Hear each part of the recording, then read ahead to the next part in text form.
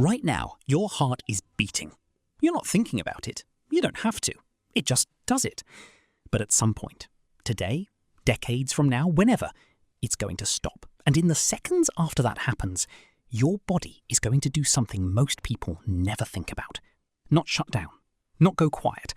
Something far stranger than that. Most people think death is a moment, a line you cross. 1 second you're alive, the next you're not. But that's not how it works. Death is a process, and it doesn't end for days. Let's start at the exact moment the heart stops. Blood stops moving. Within 4 to 6 seconds, your brain begins to lose oxygen. You don't feel this. There's no alarm, there's no pain, there's just a dimming. Within 10 to 20 seconds, you lose consciousness entirely. Not like falling asleep, more like a light switched off mid-sentence. But here's what's fascinating. For about 30 seconds after clinical death, your brain doesn't go quiet. It goes loud. In 2023, researchers at the University of Michigan monitored the brain activity of dying patients. In the final moments, areas linked to dreaming and conscious experience showed a massive surge of activity, higher than anything recorded during normal waking life. Your brain, in its last seconds, fires harder than it ever has. Nobody knows what's being experienced in those moments, but the surge is real, and it happens to almost everyone. Now your heart has stopped. Your brain is going quiet. But your body has its own timeline. Individual cells don't die when the heart stops. They keep going. Some for hours, some for days. Your skin cells can live up to 24 hours after death. Your bone cells, several days. Corneal cells can be harvested for transplant up to 12 hours after death. You are not one thing that dies all at once. You are trillions of things dying at different speeds. Within minutes, a process called autolysis begins. Your cells, starved of oxygen, start producing excess acid. That acid breaks down the cell walls from the inside. Your body begins digesting itself. Not because something is attacking it, because the systems that kept it running are still running, with nothing left to stop them. Within 2 to 6 hours, rigor mortis sets in.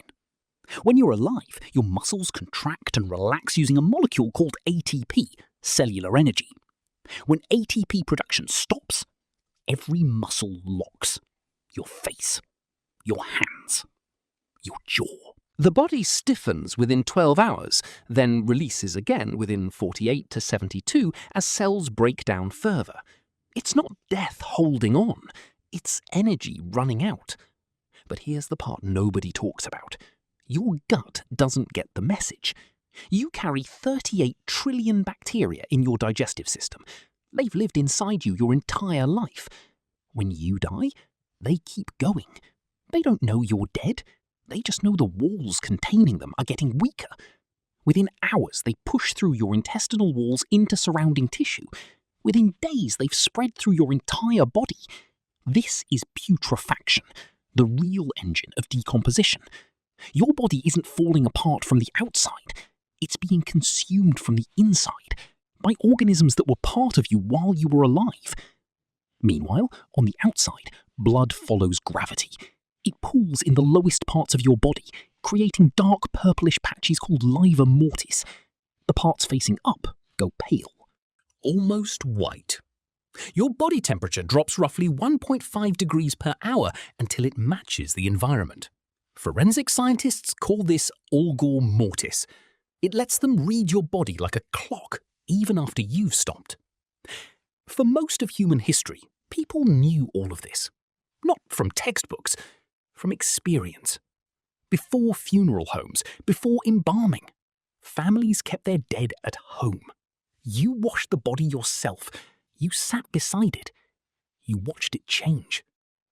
Death wasn't something that happened elsewhere. It happened in your house, with your own hands. We built an entire industry to outsource that witnessing, and in doing so, we made death into something alien, something that happens to other people, behind doors we never open. But the body doesn't use soft language. It's precise, it's efficient, it wastes nothing. The heart stops. The brain surges one last time. The cells wind down at their own pace. The bacteria you carried through life slowly carry you back into the earth. And somewhere in that process, in the gap between the last heartbeat and the final cellular shutdown, the line between you and everything else quietly disappears. Death isn't a door. It's a dissolving. You are not one thing that ends. You are trillions of things. And they don't all end at once. Some of them keep going long after you're gone, doing exactly what they were always doing, just without you to notice.